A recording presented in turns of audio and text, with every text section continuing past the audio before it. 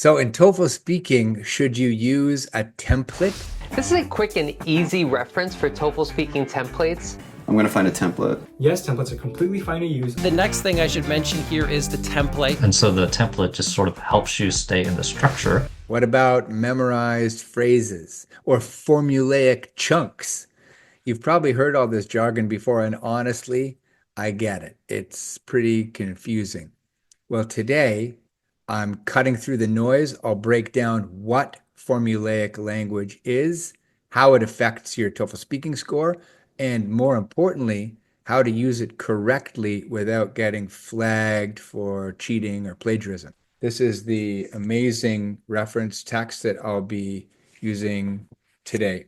Link in the description. Formulaic language refers to pre-learned phrases, prefabricated phrases or structures used as fixed chunks.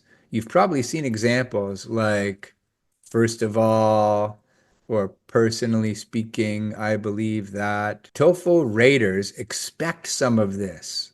After all, English speakers naturally use common phrases, idiomatic expressions, and so on. I spoke to Nathan Mills, former TOEFL speaking rater, about this exact topic. Listen to what he says.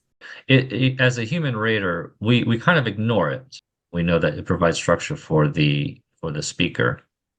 So we kind of ignore it. Now, that doesn't mean you can mess it up. So when it comes to formulaic language or formulaic chunks, how much is too much? If you overuse these chunks without adapting them, your response can sound robotic and rehearsed. And if your answer sounds too scripted, you could even be flagged and receive a 0. So let's break it down into 6 levels of formulaic language. Some are totally fine, some are a bit riskier, and one is an absolute no-no. Here's how ETS categorizes formulaic responses, ranging from completely acceptable to totally unacceptable. Type 1. This is the good kind of formulaic language. These are natural, pre-learned phrases that fit into your response smoothly. So for example, reading helps me unwind after a long day. Okay, so when you blend these learning phrases into your unique, spontaneously delivered content, it's perfect. Great. Type 2. These are transition phrases that help you organize your response, these so-called practiced generic discourse markers. Words like first of all, additionally, ultimately. In fact, I just did a video on this and how you can use these connectors to improve your TOEFL speaking fluency and ultimately your TOEFL speaking score. You can check that out. These phrases actually help your score under the topic development category or construct. Type 3, let me see if I can say this in one shot. Practiced task type specific frames. I told you there was a lot of jargon. Now, this is where things get a little bit trickier. These task-specific templates can help, but they must be adapted to the question, okay? So the woman disagrees with the proposal for 2 reasons. First, she says, right? The tip here is to use a flexible enough template as opposed to these rigid memorized scripts. 4th type. This is where test takers tend to get into trouble. A generic response lacks task-specific details and sounds like something copied from a website. You probably found it lying around the internet somewhere. Example, the professor does not agree with the theory in the reading passage. That's sort of pushing it, okay? The woman in the conversation strongly and vociferously opposes the university's proposal for 2 reasons. This type of thing, whether or not this constitutes cheating, again, you're in this gray zone here. Just be very, very careful, and I would advise against using that type of language. 5th, heavily rehearsed content. This is pretty dangerous. We're entering red flag territory here. These are memorized phrases that sound totally scripted, right? Totally generic. Personally, I believe that universities should focus on making life easier for students. This type of language that you think you can kind of just bolt on to a task response, not a good idea at all. ETS raters will usually recognize these overused phrases. Avoid them.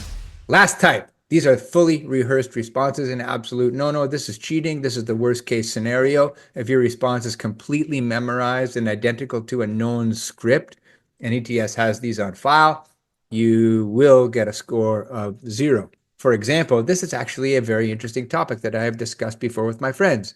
I totally blame myself for this one, and it's still rolling around the internet.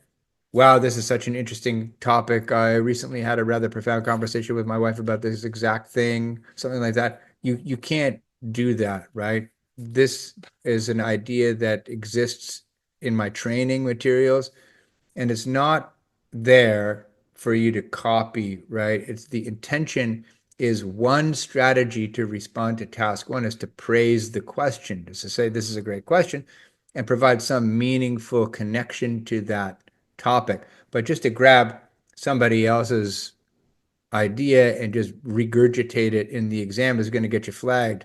What happens is the rater hears something that is obviously prefabricated and plagiarized, and they just send that kind of upstairs to the team leader who's going to listen to it and flag it again for plagiarism. So let's talk about how to use formulaic language the right way. Okay, how do you actually use formulaic language, these formulaic chunks, without hurting your score? Follow these 3 golden rules. Rule number 1, use natural chunks, not full scripts.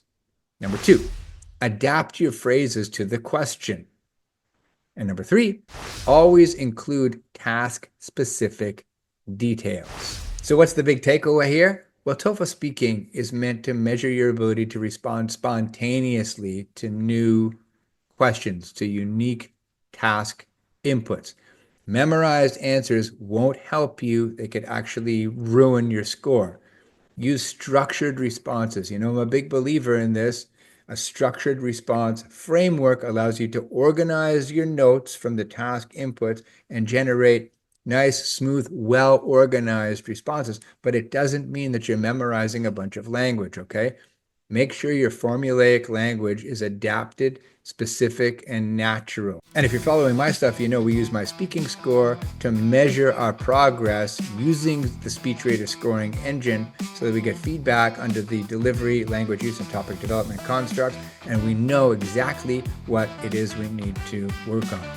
Finally, I also wrote a blog post about this topic, okay? It's called The Great Template Debate. If you're interested in this, go and check it out. Otherwise, thanks for watching and happy practicing.